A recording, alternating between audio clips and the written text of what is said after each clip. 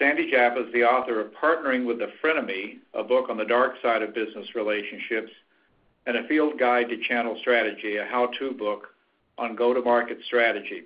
She's the Sarah Beth Brown Endowed Professor of Marketing at the Goizueta Business School at Emory University, and she has published widely in top academic journals in marketing and management science. In 2010, she co-launched the Marketing Analytics Center and is former faculty member at the MIT Sloan School of Management and at the Wharton School. She's an expert on business-to-business management, channels of distribution, and go-to-market strategies. She's currently co-editor at Marketing Letters, and in 2016, she received a Lifetime Achievement Award from the American Marketing Association Interorganizational Special Interest Group for her long-term contributions and service to the Academy and profession, as well as her sustained record of research excellence. She was also recently named a fellow at the Institute for the Study of Business Markets at the Pennsylvania State University and the Direct Selling Education Foundation. So with that, we're very pleased to have Sandy with us today. And Sandy, take it away. Hi, everyone. Welcome to today's seminar and our time together on multi-channel management. I have to tell you, not only is this one of my favorite topics to talk about, it is the number one topic that firms come to me with in terms of asking advice and how do we kind of deal with this today. So what I'd like to do in our time together is to just kind of walk through a little bit about how firms can begin to get their heads around the whole issue of multi-channel management. As you know, there are few firms today who can go to market with just a single channel of distribution. Most firms need more than one route. And the most common route is to involve both an online channel and a physical bricks-and-mortar sort of channel.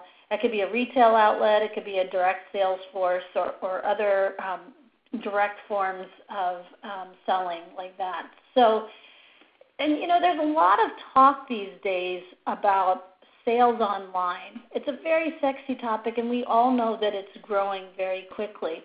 But do we also realize that online sales is really just less than 10% of all the sales that are happening in the B2C world? In fact, most of the sales that are happening at retail, or what I would call offline sort of sales, still happens offline. But what's most interesting about this, so that most of the action and money to be made is in the retail space and face-to-face. But what's more interesting these days is the percentage of those offline sales that are increasingly becoming web influenced. So if you look at my graph, what you see is that more than 52% and as much as 60% of all of the sales happening in retail outlets are actually web influenced. And what we mean by that, well, I'll explain that a little bit more as we go along. So if we think about this, though, this is both the result of multi-channel sales format, having both a physical channel as well as an online channel. But the fact that it's now digitally influenced means we also need to put a lot of thought into what's happening at the retail level, what's happening in the physical outlet, and what is the role that the digital aspect or the online aspect is playing in that process.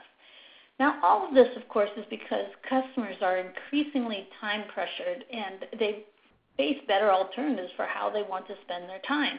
So instead of spending our time browsing in retail stores, most customers have the goal of making their time in retail stores more useful, more efficient, and they try to maximize the value during that time. So what I'm going to talk about now is kind of unpacking a little bit how we can think about this intersection between our offline sales and our online sales and the role that digital media plays within that. So as we go through this, what I'd like you to remember, if you don't remember anything else from this talk, if you happen to fall asleep, if you just remember this one fact, which is that it's not about what consumers want to buy, it's really about how they want to buy, then you will have basically remembered the most important principle from this entire seminar. Okay? So I just want to put that out there. That's the key, really, to everything that we'll talk about today. So let's start with an example. A number of years ago, I was asked to give a talk to the mattress industry, the manufacturers and the distributors and retailers, and they were particularly perturbed about this new mover in their space. And the name of this company was called Casper. And Casper was very unusual because up until about 3 or so years ago, anybody who bought a mattress had to buy from a retail outlet. In fact, it was just a presumption that the only way anyone would buy a mattress was if they basically lied in it first. So along comes this company, Casper, and this company was described by the New York Times as changing the way people shop for mattresses. And why was this? This was because, number one, Casper was a completely online retail outlet. They had absolutely no stores at all, and they did not sell to retail. So this was actually, believe it or not, this very simple business form was shaking up the industry, and people were very concerned about it. And when you look at Casper's value proposition, you can sort of begin to see and understand why. So Casper sets up a website, and the website gives them the following promises. It says, first of all, if you buy our mattress, you can try this mattress for 100 nights. We'll give you a 10-year warranty. If you don't like it after 100 nights, we'll ship it back for free. Okay? This mattress, you don't even have to go to the store to get this mattress. We will ship it in a box. It will arrive at your door, easy peasy. You can return it. We won't charge you for the shipping. You can return it for free. The process is easy. Just choose your size. It's very clear, what the dimensions of that. I mean, if you think of mattress bed sizes, those haven't changed for many years. And here's the price, $850. Oh, and by the way, if that's too expensive for you, you can finance this at 0% for a number of months. This is a great value proposition for people who do not have the time or the interest of going into a retail store. And think about who these people might be. It might be someone like me who's looking to find a mattress for my guest room. Is it the bed I'm going to sleep in? No. Do I need to lie down in it? No. Can you make it easy for me? Absolutely. If I'm buying a bed for my kid, maybe I don't really need to lie down in it. Maybe I'm less picky about how soft or not soft that bed is.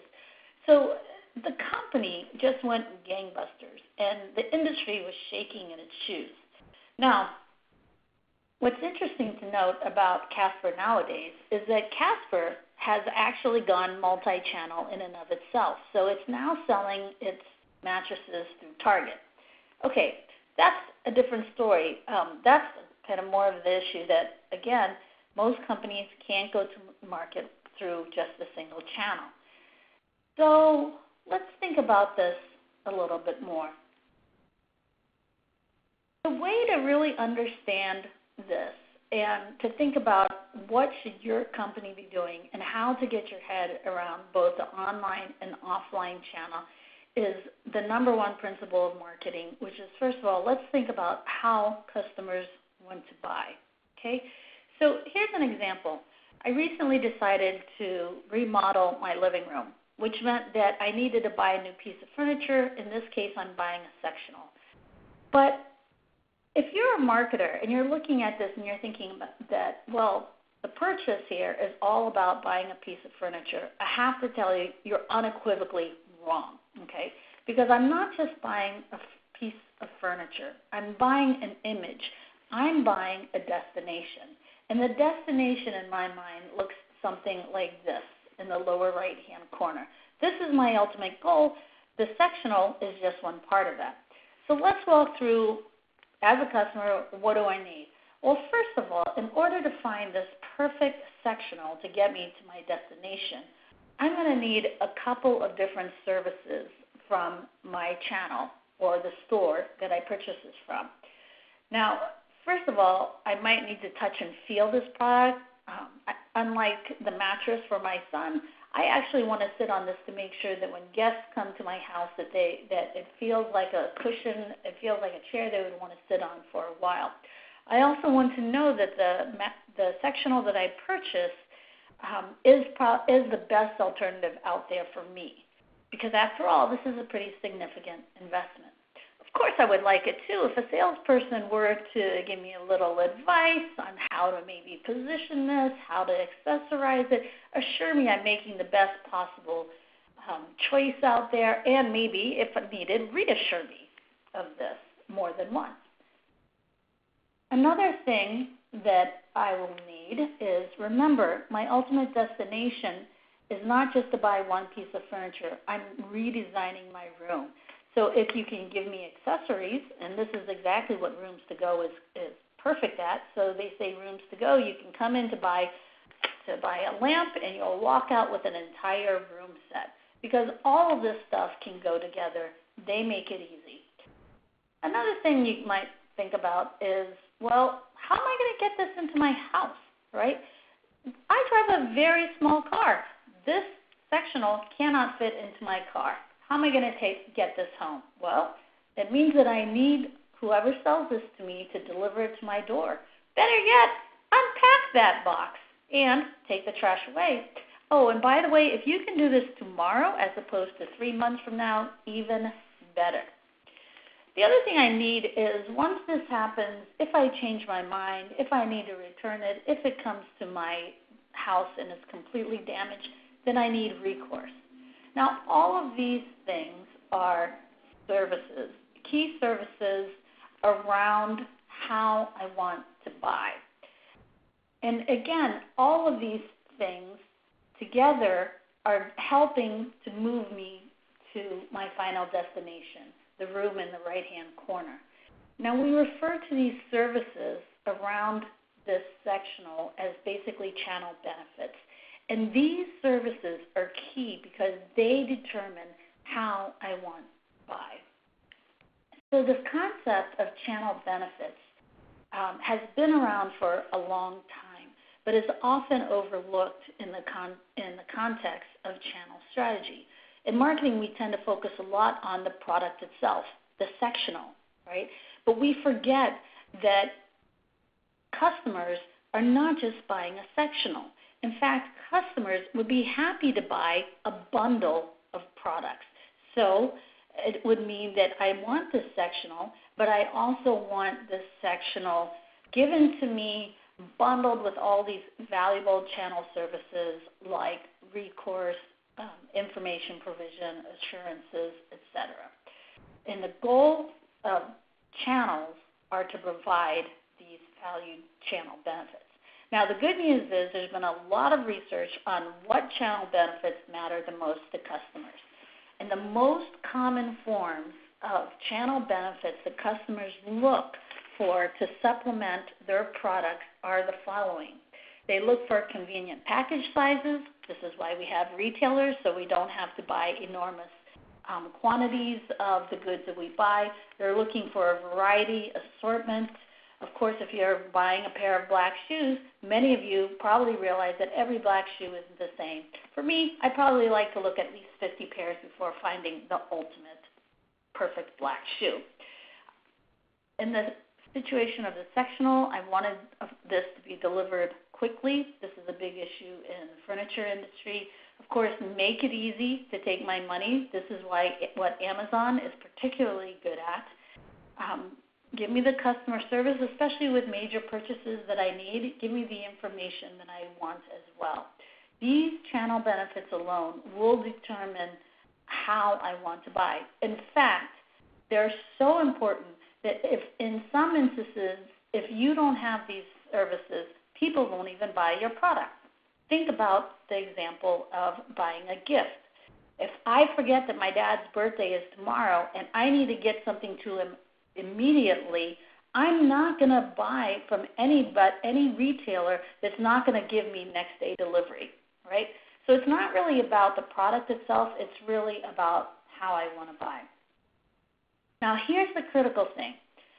With every benefit that a marketer offers, we always have to remember that customers are willing to pay for it, and we need to remember to charge them for this. Let me give you a simple example. So living in Atlanta, Coke is like the center of the universe. And, of course, we all benefit from it here in Atlanta. But what I want you to think about, for those of you who are Coke drinkers, and even if you're some other soda drinker, then I want you to think about how you buy your Coke, where you buy your Coke. This is a channel format. So some Coke lovers buy their Coke in a grocery store in large quantities or at Costco like this. Now, this is a very inexpensive form of buying Coke if you think about the price per ounce. Others buy their Coke, let's say, at the same time that they buy their gas on the road, maybe for a quick picker-upper at work from a vending machine. Other people would say, oh, no, I would only drink Coke if it were served to me over ice. Some people would say, oh, I would only drink Coke with rum and a lime. And, of course, if you really want the best and freshest Coke, you should always drink Coke at McDonald's. And this is because Coke has a shelf life, and the Coke product at a McDonald's turns over the fastest, and so you're always going to get the freshest Coke. But the point of this slide, though, is really to make the point that think about the price per ounce of Coke in all of these situations. We said the cheapest price per ounce for Coke was in the grocery store. But what do you think the price per ounce is when that Coke is served in a glass with ice, rum, and a lime, right? That price is much, much more expensive in that scenario. It's more expensive than a grocery store if you're getting Coke out of a vending machine or from McDonald's. But importantly, people don't even think about this. In fact, we all willingly pay this. So channel benefits are not only necessary, they're important enough that customers are willing to pay for it. As we think about multi-channel context, what we also want to think about is how do we make the online technologies and the physical context frictionless. So let me give you some examples. Again, here are the most demanded channel benefits that are listed on this page. But let's look at some companies that are able to provide these channel benefits in a creative way that is also frictionless. So Manheim is a company based here in Atlanta. They own Kelley Blue Book. They own Auto Trader. And they do a lot to support the dealer sales activities on any lot. I don't know if you realize this, but one of the things that Auto Trader does is Auto Trader has, it will basically pick up your demographic information, and it'll, as you search its website looking for cars, both new and used, and it stores this information, and then it will send it to basically to different dealer sites. And as you browse through inventory at dealer sites, there are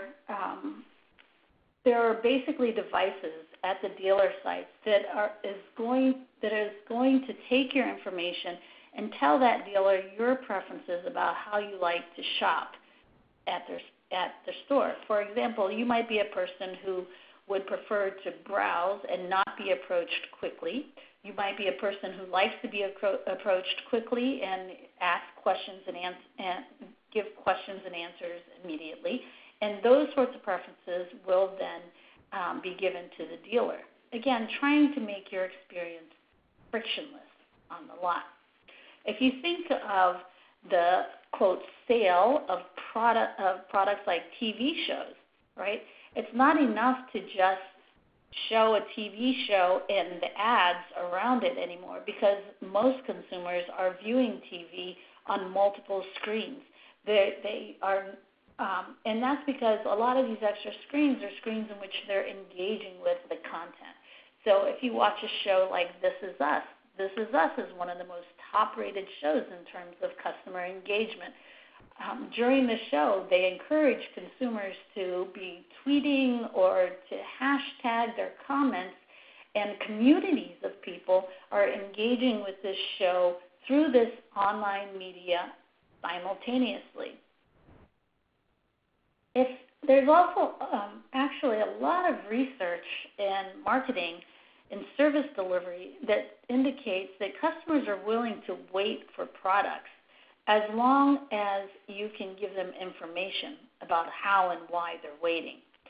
So a number of years ago, my students would tell me that they loved Domino's Pizza. I said, why? Is it something about, like, do they have the best pizza? Is it the best taste? They said, oh, no. The reason why we love Domino's Pizza is because they offer a pizza tracker. So this helps me because now I know exactly what state my pizza is in until it arrives in my door. I know that it's being assembled. I know that it's being baked in the oven. I know it's on delivery. I like to know every minute where my pizza is in terms of its progress to my front door. Here's another example of information. I had a girlfriend who purchased a custom Mercedes vehicle, and she had to wait a number of months before she was able to receive this. And what's interesting is that her car would send her letters, and the letters would say things to the effect of, Dear Jane, I am currently being built. I'm having my parts placed together.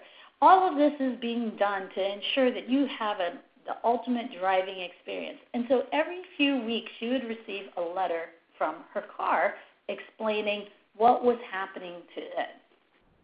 She was over the moon. I once even asked her, I said, you do realize that that's not really real, right? But you know what? The benefit to her from that whole experience was valuable, and she didn't mind it at all. Now, it's one thing to know the set of channel benefits that are most demanded from customers, but another thing we don't want to lose sight of is the customers themselves. And one of the most prominent segments that gets a lot of attention these days is the issue of millennials. And what research shows about millennials purchasing in multi-channel contexts are a number of things. First of all, the research is showing that millennials are pickier than baby boomers when it comes to brand interactions. And by this we mean that 70% believe that brands need to use the most relevant technology to interact with them. 66% find it highly aggravating if the personal advertising is off target. I mean, this really raises the stakes for marketers to get it right. Most millennials would prefer social media and mobile apps as opposed to traditional advertising and other forms of communication. 86% say that faster service, so getting it right, whether it's online or in a physical outlet, strongly impacts their brand perception. And in fact, 91% would switch in a minute for better customer service. Customer service, again, is a key channel benefit around the product. Millennials also say things like, well, we don't want to see parents with crying kids in a store. It's really a disturbing experience. I will tell you that as a parent of kids that could potentially cry in a store, I find this statement a little disturbing. But this is their attitudes, and their attitudes hold implications for the kinds of both online and in-store experiences that we craft in our channel offerings. So earlier I said that a large part of offline sales are web influence. Now let me show you a little bit more concretely how that happens. The recent survey found that the most frequently used paths to ultimately purchasing a product among multi-channel retailers are the following. 43% will first search online and then buy online. We know that that is a number that's quickly growing. but 20% will search in the store and buy in the store. Again, that corresponds to this small percentage of customers who are not at all web influenced. But look at the rest of these numbers. 14% are going to search online and then buy in a store, or search online and in the store and then buy in the store. And the rest will search online and in the store and then either buy online to finalize their purchase. So this gives us a sense of how, again, digital is entering the purchase process. And this actually speaks a lot to the issue of showrooming.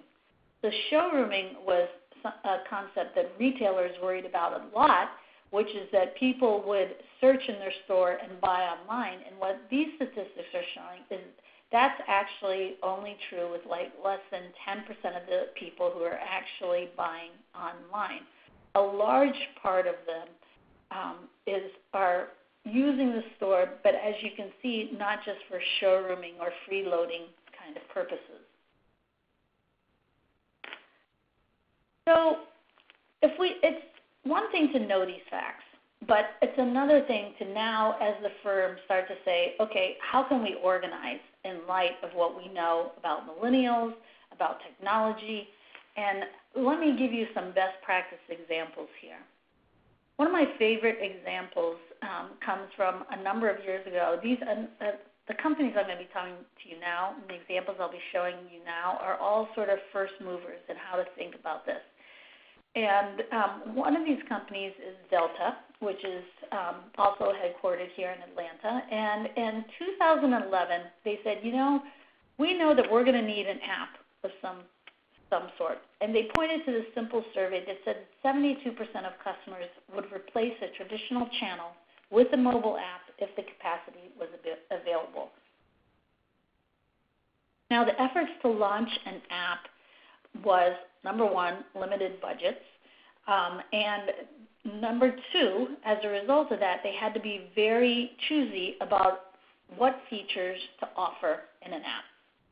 So one of the things they debated was, should we offer the ability to purchase a ticket in the app? Because it turns out purchasing a ticket in a Delta app requires a level of functionality that's costly and complicated. So in order to better inform this question of the ticket transaction, they said, let's do this. Let's first of all think about how do people purchase our tickets. And again, they didn't just think about the ticket themselves, but they thought about what's the process around that ticket purchase, just like what's the process around my purchase of a sectional. They said, well, first of all, people are inspired to go on vacations, and then at that point they began planning and booking. They gather information, and at that point that's when they're actually buying the ticket. They prepare for their trip by researching it. Then they are actually home and in the airport. They have informational needs at that point in time that are different. Then they are on the flight itself.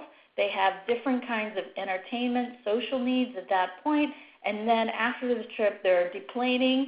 Of course, they're posting to social media about what a great vacation they had.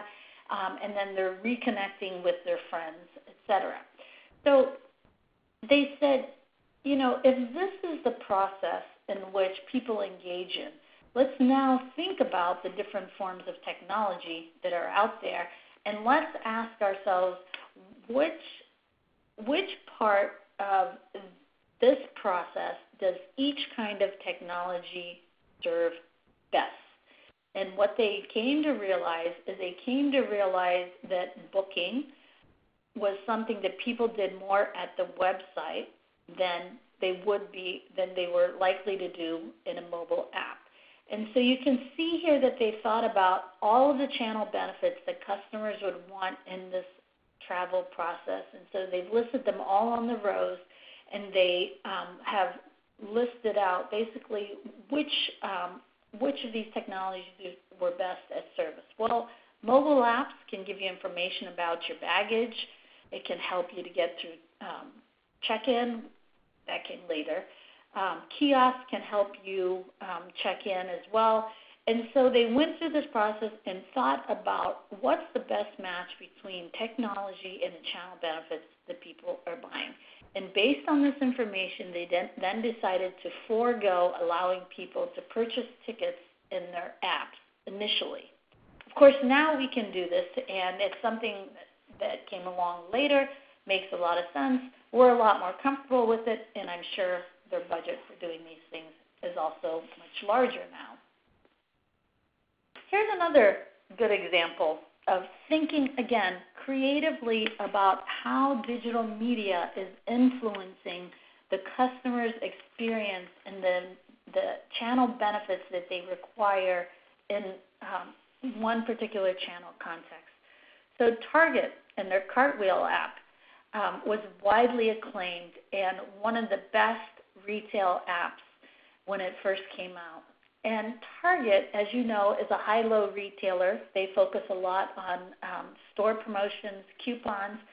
And one of the things they did in the app was they, first of all, allowed for users with their apps to quickly and immediately view all sorts of coupons throughout their store.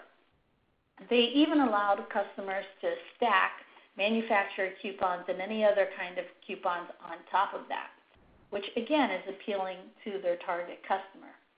They also made electronic the circular that came out on Sundays.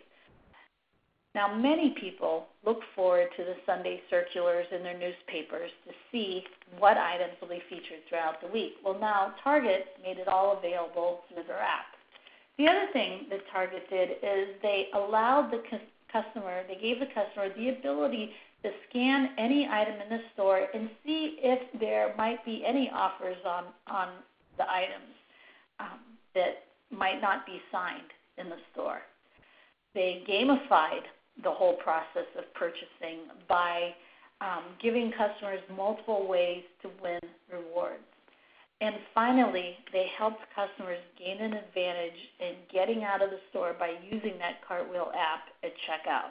Now, all of these aspects are creating and tied to the benefits that customers seek and how they want to buy from the Target store. Now, it's one thing to say we need to integrate our bricks and clicks, and it's another thing to go out and do it. And what I want to, one point I really want to drive home is that integrating your bricks and clicks is a long-term process. This is not something that happens overnight. So let me give you an example. Home Depot, who again is a local hero and major company here in Atlanta, they were one of the first movers to put all of their inventory online. I remember speaking to one of their senior executives about 6 or 7 years ago, and he said, Sandy, he said, 1 year from now, he said, we're going to put 1 million SKUs online. And I'm like, really? And then when you do that, then what are you going to do? He said, we have no idea, but we're going to do it. And if you look at the evolution of what they've done, you'll also see that they have integrated their online and offline channels in very, in really kind of first mover sort of ways. But it took time. So in 2010, they introduced what they call BORs, Buy Online, Return in Store. So you could purchase any of those 1 million SKUs that I told you about, and if you didn't like it, you could return it in the store. A year later, they added Buying Online, Pickup in Store, or BOPS. And so now you could purchase any kind of in-store product. You can pick it up within 2 hours after placing your order online. A few years later, they have introduced BOSS, Buy Online, Ship to the Store. So here you purchase product that is only featured online, and then you go to the store to pick it up. So this has free shipping on anything that is shipped to the store. In 2014 and on, they introduced BODS, which is buying online and delivering from the store. And so now they will schedule delivery to your house within certain hours certain hour windows. So this is ideally where you want to get, right? Bricks are leading to clicks, clicks are leading to bricks. But importantly, none of this stuff happened overnight. It has taken at least 5+ years, and it continues to evolve at Home Depot. And this is the organizational point of view of multi-channels. Now, let's look at this in a little bit more detail. So that's the consumer point of view of all the different levels of channel benefits that Home Depot offered. But if you peek under the hood, what they would tell you is that integrating and achieving this virtuous circle of online and offline is not easy. This means, first of all, that they had to change their in-store environments. They had to change their store operations in a huge way. They had to retrain associates to be able to deal with the online orders. They had to change their tool rental, their services. All of these areas of the firm were impacted. They had to develop online apps. They had to make all of that inventory and processes that are offline, make that all synchronized with all the online services. So all of these aspects of the store, of their operations, had to be touched and redone in some way or form. Now, if you think about this, every single aspect of their firm, whether it was supply chain, marketing, IT, and finance, basically every aspect of every business school was impacted by these changes.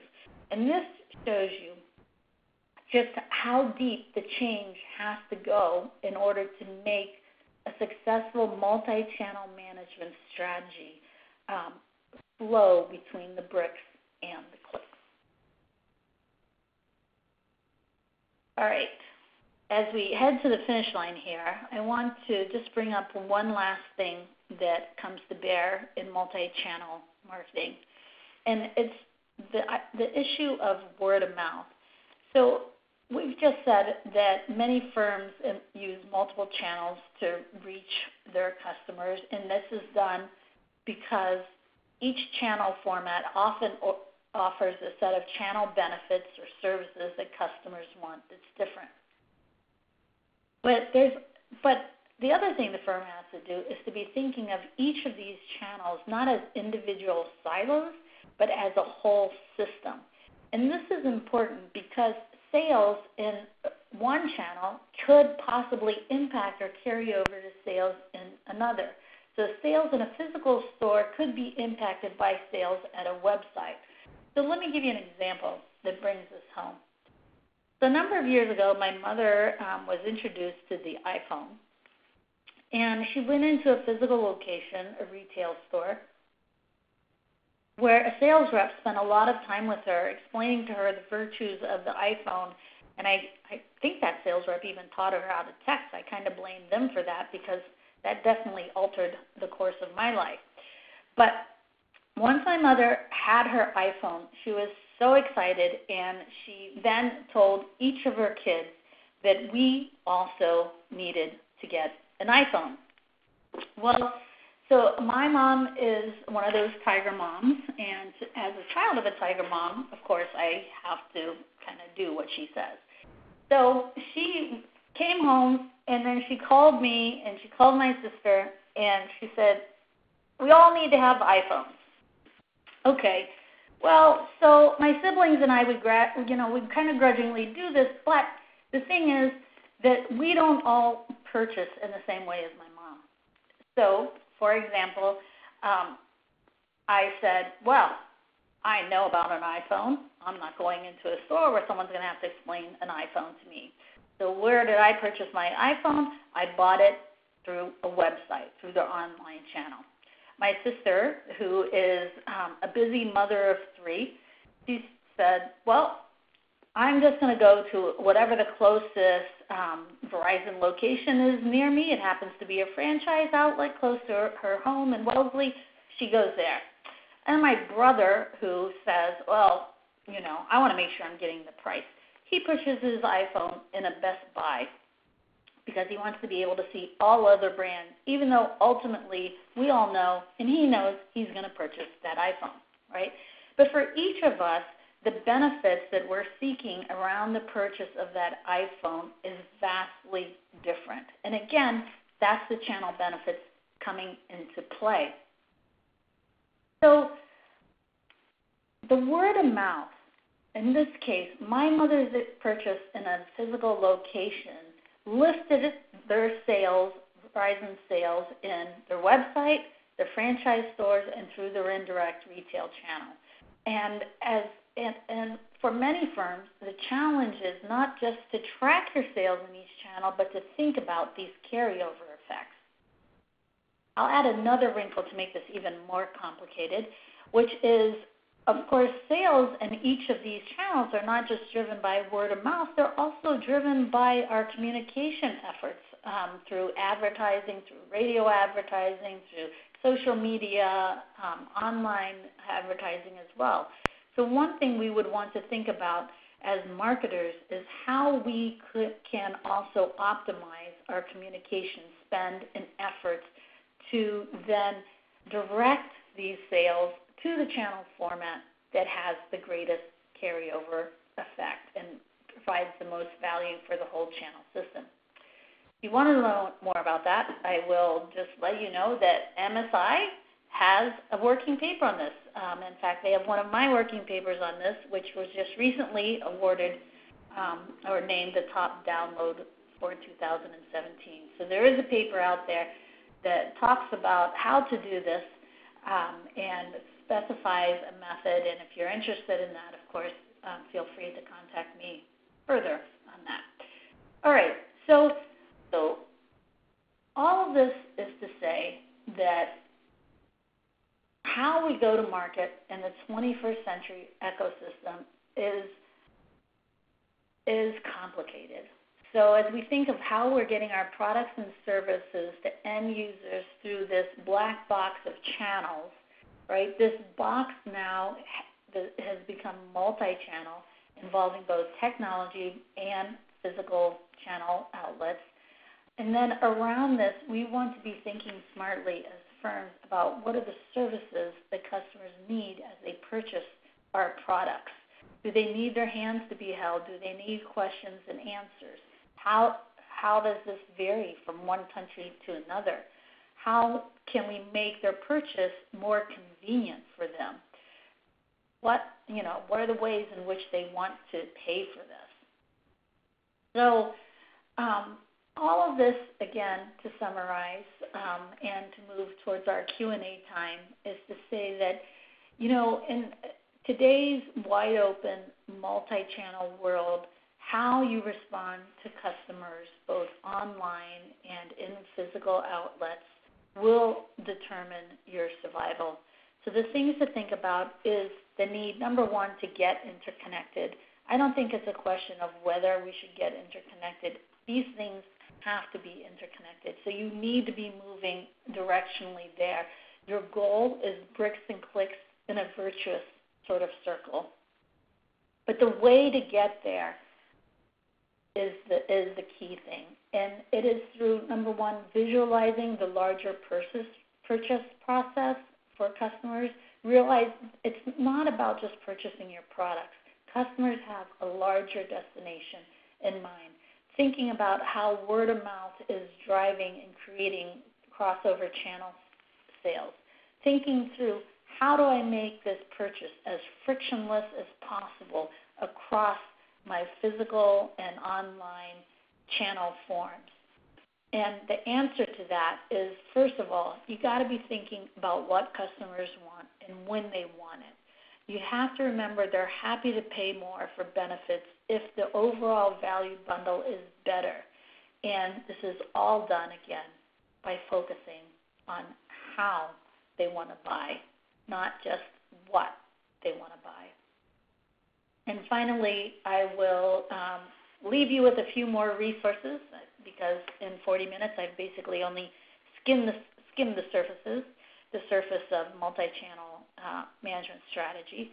So there's a couple of things I'll leave you with. One is my field guide, which will give you the frameworks and the tools for developing channel benefit kind of analyses and how to set up your channels to do those things. And then another key part of this is working with your channel partners in a way that is pie expanding for both parties. And that would be the partnering book that Earl mentioned at the beginning. And with that, Selena and Earl, I think, shall we open the floor? Do we have time for questions? Yes, we do. Thanks very much, Sandy. That was great, and I appreciate your giving us some time here at the end. We have had some questions come in. I want to remind the audience, though, that you can submit questions directly through the Chat with Presenter function in the left-hand corner of your screen. And then we'll have some information at the end about contact and following up, including the paper that Sandy referred to.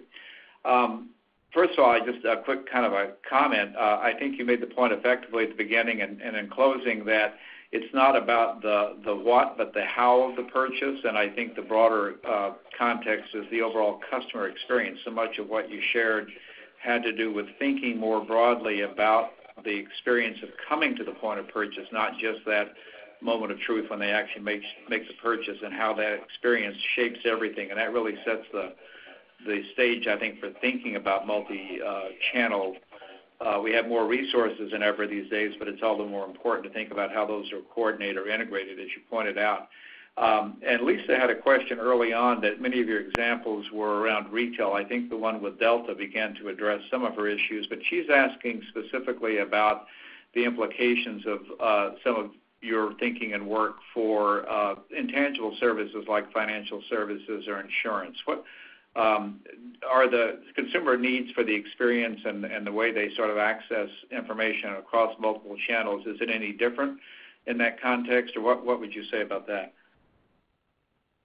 I would say a number of things. So oftentimes in services like that, customers aren't going into a retail store, which I think is the direction you're thinking of here. They might go to a call center, they might go to an office, but they certainly are going to value that customer service and information provision part of it. I think the core concepts that we talked about in terms of channel benefits, that continues to apply for service products. The thing is, so I gave you a listing of channel benefits, information provision, et cetera. But what we didn't have time to go into, and the proper way to really think about this is to realize that each of those benefits are valued very differently, let's say for services versus, a retail store experience. So in my book, it actually talks about kind of these differences and about how it's important to see not just which ones are the most important for customers, but how you then, knowing that, so let's say an insurance, if you know that information provision or education is important, then that has implications for how you actually set up the channel to make sure you provide those services well. So there's definitely more to it, as the question suggests. But I think the core beginnings are very much the same. I think that's a great response, Sandy, and it reminds me we actually had one of our financial services members in a workshop about a year ago developing questions around the notion of the digitized customer, that is, a customer interacting both on and offline channels. And their challenge was to set up the website precisely, as you said, so that the customer would disclose more about their circumstances, financial and so forth, that allowed the organization to then tailor the response. Instead of just offering them kind of off-the-shelf products, they could actually customize based on the customer's willingness to engage and supply more information about themselves. And so I think, to your point, that led to a better customer experience for everyone, more likely to make a sale, and also the customer more satisfied with that outcome. Spiridulo asked a question about applying some of this thinking to B2B. Many of your examples were retail. That's something we could all relate to. I think it made the points well. But I know you've done a lot of work in channel management and B2B. So are there additional things you would share with us about that. I'm sure some of that's covered in your books, but maybe just a couple of key points about how some of this applies in a B2B context. Yeah, so the concepts will definitely, again, translate to B2B situations and contexts. I'll give you one example. So, the one that comes to mind is in milk processing. It turns out that part of what's needed in processing milk is some ingredients that are actually kind of volatile and are dangerous and difficult to handle if they spill. Okay, and so what happened in the scenario that I'm thinking of is that there was an intermediary, a transporter, who wanted to think about how could I basically get my downstream customers to buy from me, like how could I increase the revenues there. And so he started to think about, well, what are the channel benefits that my downstream customers want? Because clearly the product of transport services alone is completely commoditized. He wanted a way out of the pricing competition game. And so what this company realized is that these pellets that were environmentally dangerous, that these milk processing companies needed this, but they needed it in small quantities over time. And this was a way that was currently expensive and difficult for a transporter to do. So what the transporter then did is they had to think of a way to basically allow their downstream customers to buy in the way that they wanted. And their solution was that they realized that actually close to a lot of railroads, there is a lot of inexpensive land, and so they ended up buying like a facility, a storage facility closer to their customers, right, where they could then house this environmentally dangerous product, but could then easily from there send it to their customers in smaller truckloads. On a more frequent basis. And by doing things like this, in other words, by addressing how their customers wanted to buy from them, those customers not only made long-term commitments, but they basically, they told other customers and they required like all of their suppliers to then work through this particular transporter.